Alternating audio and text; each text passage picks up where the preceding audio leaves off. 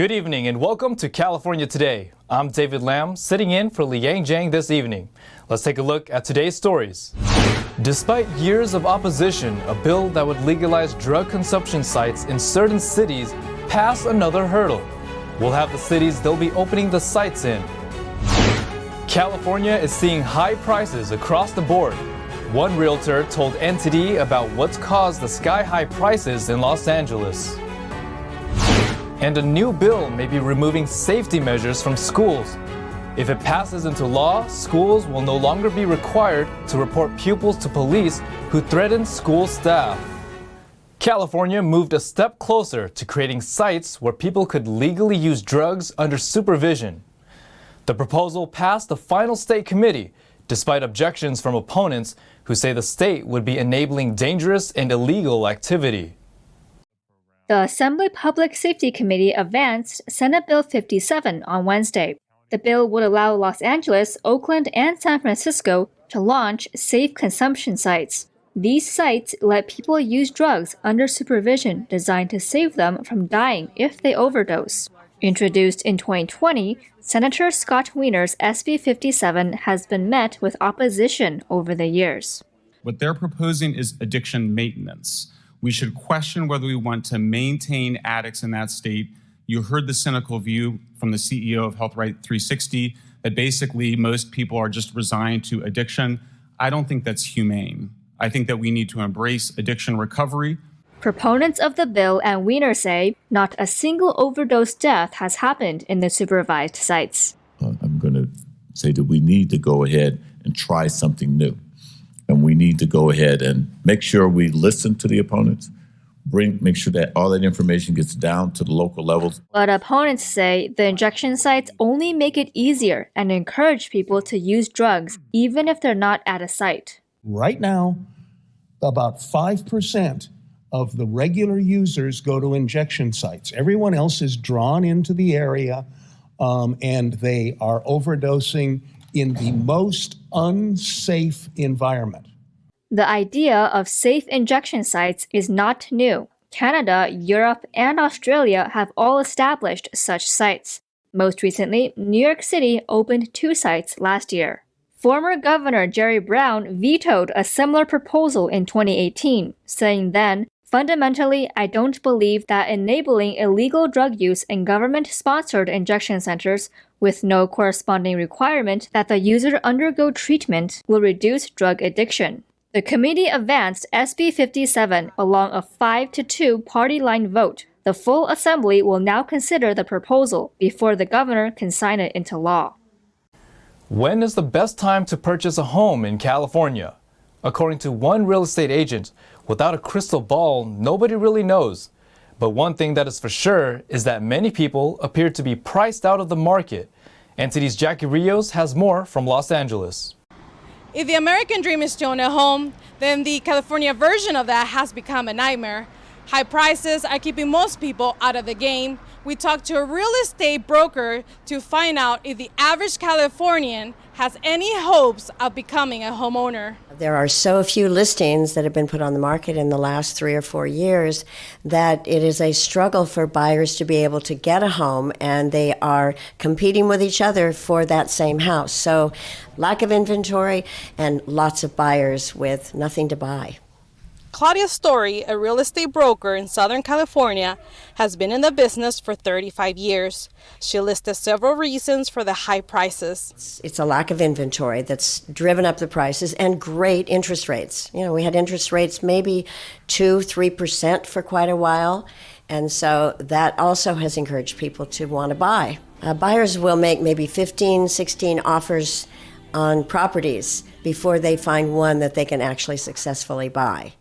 She said the competition is so intense that people are not only paying completely with cash, but also waiving standard procedures like inspections. But you're going to need 20% down most of the time to have your offer accepted. You can make an offer with a 3% or 5% down, but you're going to be in competition with people that have all cash.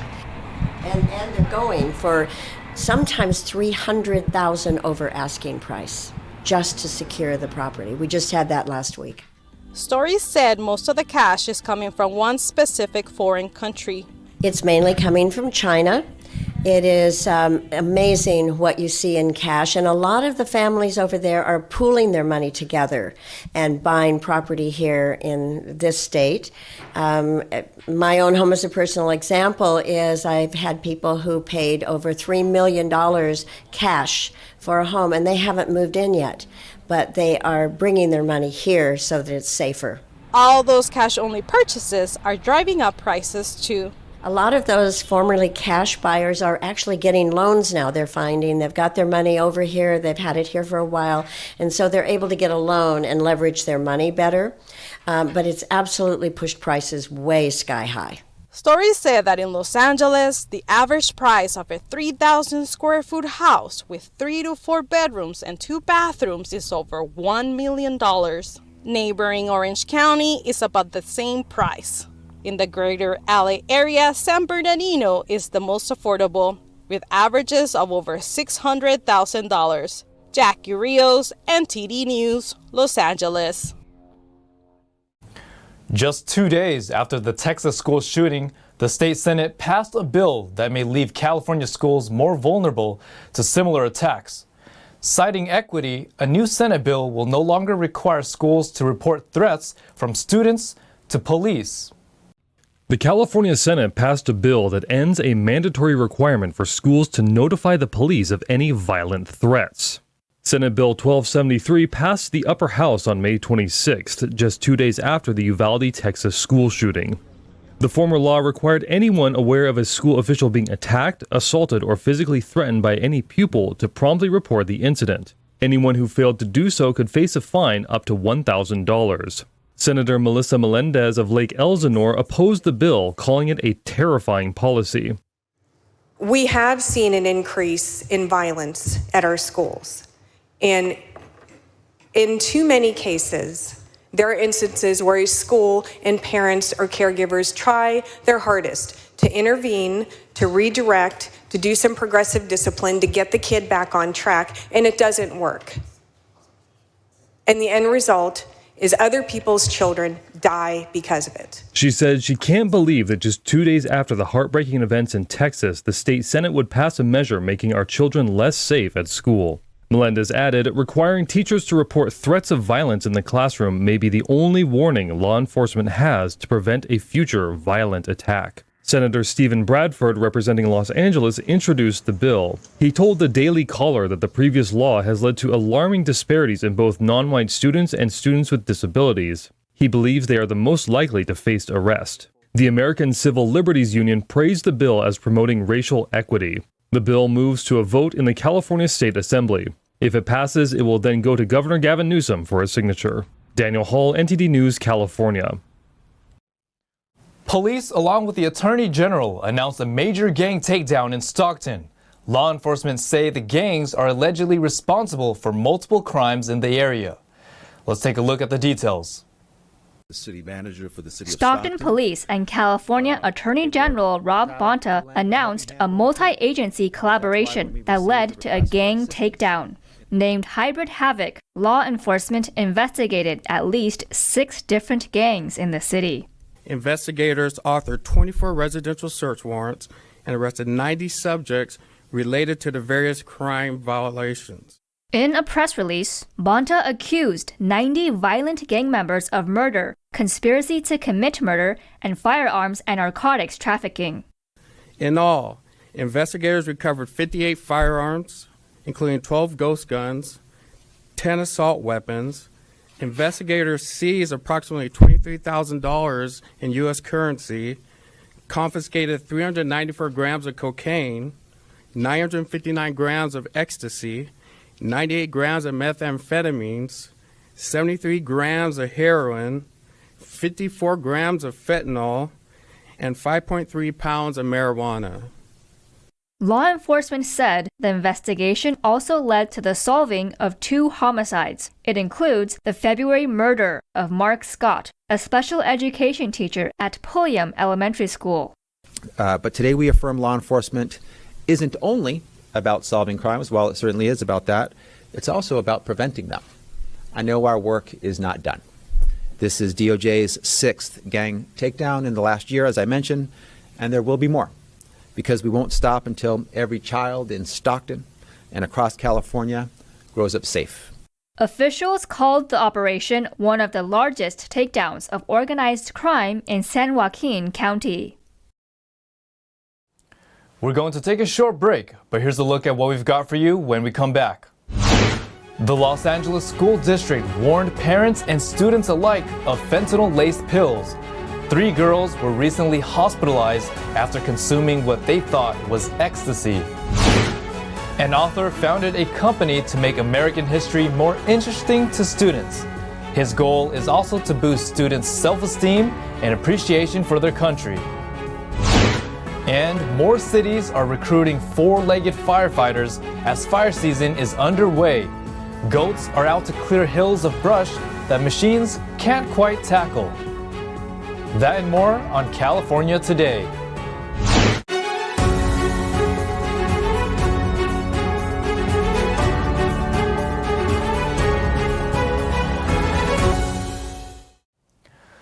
A fentanyl overdose hospitalized 3 girls in Los Angeles last month.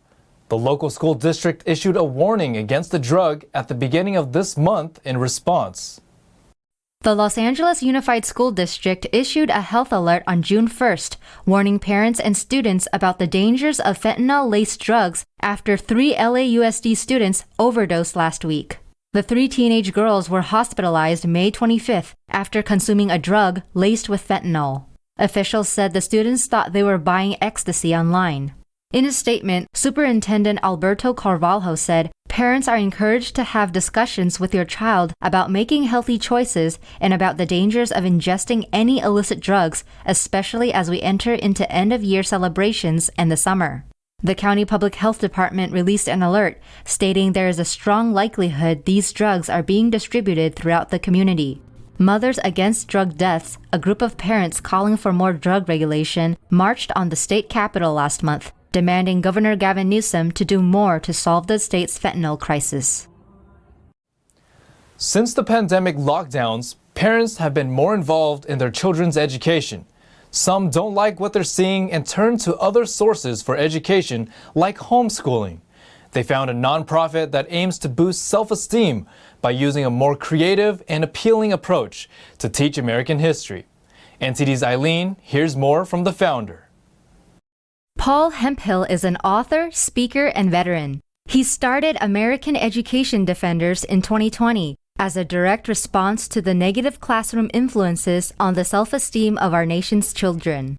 This message that we give is universal, and it's all about human nature. It's all about activating the good aspects of human nature in each of us and bring it to the fore so our kids can really appreciate themselves and the country in which they grew up in. Users subscribe to America's 52 Stories and watch a full-length video every Wednesday for 52 weeks. It helps students relate to the subject matter better so they feel connected. Although he's based in Massachusetts, 73% of his subscribers are from California. What I do is that I tell stories. Inside the word history is the word story. And stories are made up of people who make good and bad decisions. And so the way we want to help our kids grow up and become better individuals and better citizens is to show them how people made bad decisions and good decisions from our country's past. Example lessons include keeping a sense of humor, balancing enthusiasm with responsibility, focusing on results, not excuses, treating failure as a valuable teacher, emphasizing quality, and speaking up to get respect. Hemphill believes his program can help students more than critical race theory or CRT in schools. I've had people say to me, "Paul, your program is the only program out there that counters critical race theory, where everything coming from critical race theory makes you want to hate yourself, hate your country, whereas everything from your program makes the student want to really like themselves, appreciate themselves, and appreciate the country in which all these freedoms and opportunities are available." The company is inspired from a best-selling book he wrote in 2018 called Inspiration for Teens. It consists of 200 life lessons from 88 true stories with moral values from American history. The stories are available on video and audio for homeschooling and personal growth. Grass in office parks, college campuses, and in some California neighborhoods will go brown this summer. State water officials adopted a ban last month on watering certain green spaces as the local drought drags on. NTD's Andrew Thomas has the details. In Manhattan Beach, California, water restrictions have been in place since January. Homeowner Palin Pratt decided to replace her lawn with artificial grass. We heard about the water restrictions in Los Angeles, and we just thought, boy, if this isn't a sign, then I don't know what is. In nearby Los Angeles, officials have imposed restrictions on outdoor watering for customers with the Los Angeles Department of Water and Power. After 3 years of droughts here in California, as well as the driest January, February, and March on record, which is over 100 years, we are experiencing significant supply shortages from our supplemental water supply sources from Northern California. Workers from landscaper Build Cal Turf cleared Pratt's front yard of its old dead grass before unrolling the artificial grass into place. We like real grass. People like real wood, people like real things. But you realize how much water it takes to, keep your grass green. And all of that water and the runoff and everything else is just not necessary. California is in its third year of an acute drought. Starting June 10th, watering some grass outside won't be allowed. We have a ton of programs for anyone that's looking to remove their grass and make that switch to drought tolerant or sustainable landscaping. We currently don't incentivize artificial turf because we want to go to more of a sustainable landscaping approach. Grass that can't be watered includes anything that's used for decoration and not for regular activities or events. The ban doesn't apply to parks, sports fields, people's lawns, or to watering trees. Andrew Thomas, NTD News. In Southern California's Orange County, another city is using goats for weed abatement as the fire season starts. It's part of a pilot program to mitigate fires after the city's hills were burned 2 years ago. Residents met their new temporary neighbors at a goat meet and greet in Yorba Linda on Wednesday. The goats will be around for weed abatement. What's really exciting is that these goats come and they show up and they start chewing up hillsides and eating dead vegetation and other fuels that basically become a wildfire risk. It's the city's second year holding this weed abatement pilot program. The public can also learn how they can mitigate fire risks. And so one of the great things that we noticed about the program last year is that there are lots of places that traditional hand crews and machines can't access. And so the great thing about the goats is they can come in, they can climb up steep hillsides, they can go places that people just can't, and it's cost prohibitive to do so. 2 years ago, a wildfire burned much of Yorba Linda's hills. It burned nearly 14,000 acres, damaged 10 homes, and led thousands to evacuate. Basically, we're just testing to see how goat grazing would work to be a part of our regular weed abatement activities that we do throughout the city. And events like this are just a great way to get the community involved and learning about what we're doing. The goats will be eating up about 30 acres of weeds at 3 different sites for about a month. Now to NTD's Thomas Christian for an update on sports.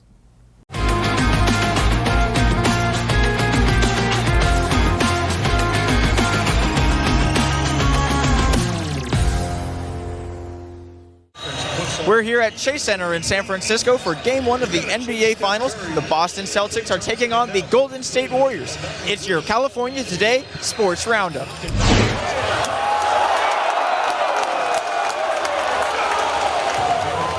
Game 1 of the NBA Finals is in the books, and the Boston Celtics stole home court advantage from the Golden State Warriors. The Warriors got off to a roll, with Stephen Curry and Klay Thompson hitting big threes early and putting Boston on the back foot. They answered in the second quarter, however, closing the deficit to lead 56-54 at halftime. The second half was a wild roller coaster ride, with the Warriors' usual third quarter dominance carrying them to a 92-80 lead heading into the fourth. Golden State hit 6 3-pointers in the quarter alone and scored a scorching hot 38 points. It looked like it was going to be Golden State taking the day, but instead, the Celtics decided to just not miss a shot in the fourth quarter. Rallying from a 12-point deficit to a 12-point lead by the end of the game, the Celtics scored 40 points while holding Golden State to just 18. Boston shot 9 of 12 on three-pointers in the fourth quarter as a team and had multiple huge shooting performances from some of their lesser-known players. Instead of relying on the production of superstar Jason Tatum, Al Horford led the Celtics in scoring by going 9 of 12 from the field for 26 points. Derek White got hot off the bench for 21, and Marcus Smart scored 18 on decent efficiency. Jaylen Brown also took 23 shots in order to score 24 points. Jason Tatum converted on only 3 of his 17 attempts from the field, but dished out 13 assists in the win. For the Warriors, they played 3 excellent quarters of basketball before completely falling apart in the fourth. Stephen Curry scored 30 of his 34 points in the first 3 quarters, finishing with 7 of 14 on three-pointers and also grabbing 3 steals. Andrew Wiggins scored 20, and Klay Thompson chipped in 15 in the effort. Only 3 players came off the bench before garbage time for the Warriors, and Gary Payton II was not one of them. Even though he was listed as available, he was the only healthy Warrior to record a DNP. Perhaps his presence in the series going forward will provide the boost Golden State needs to bring home the championship. But for now, they're going into Game 2 down 1-0. Warriors 108, Celtics 120.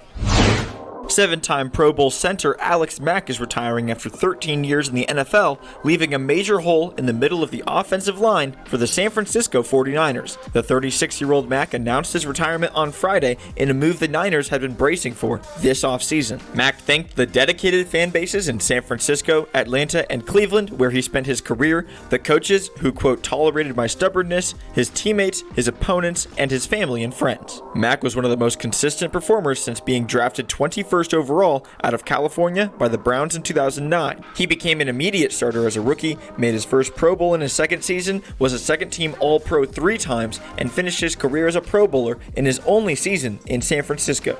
His retirement leaves a void on San Francisco's line that already had to replace left guard Laken Tomlinson, who signed with the Jets in free agency. Despite the strong possibility Mack wouldn't be back, the Niners didn't sign a center in free agency or draft one. And that's all for the Sports Roundup. And that's all for tonight. You can join us again on California Today every weekday at 8:30 p.m. If you have any news tips or ideas for our show, feel free to let us know. Our email is california.today@ntd.com. I'm David Lam, sitting in for Liang Zhang. And on behalf of our entire station, have a wonderful evening.